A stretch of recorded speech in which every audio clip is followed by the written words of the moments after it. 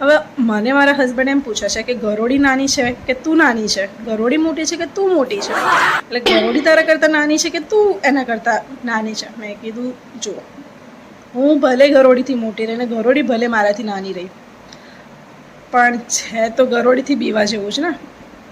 મારા હસબન્ડ મને એમ કહે છે કે ગરોળીમાં છે શું બીવા જેવું, તે બીક સાની લાગે છે તને એનાથી એમ.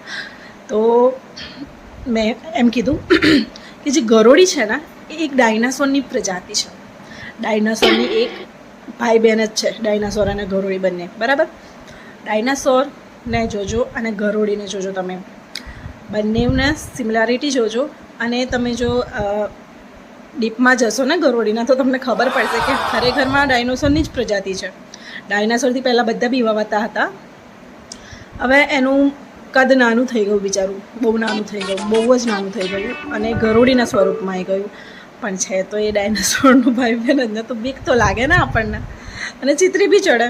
હવે તમે જોજો ડાયનાસોરના હાથ પગ નાના હોય, એની પૂંછડી મોટી હોય, એવી રીતના ગરોળીના પણ હાથ પગ કેવા નાના હોય છે અને ગરોળી પૂંછડી મોટી હોય છે.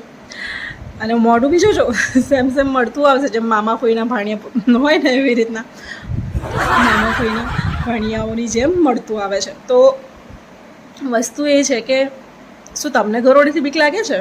મને કમેન્ટ કરીને જરૂર જણાવજો, કેમ કે મને તો બહુ જ લાગે છે ગરોળીથી બીક. તમને લાગતી હોય તો કમેન્ટ કરો, અને જો તમને મારી વાત ગમી હોય તો પણ કમેન્ટ કરજો. મારી વાત તમને કેવી લાગી, સારી લાગી, ના લાગી, શું કહેવા જેવું છે, તમારું શું મંતવ્ય છે એના ઉપર મને જરૂરથી જણાવજો. Okay, by.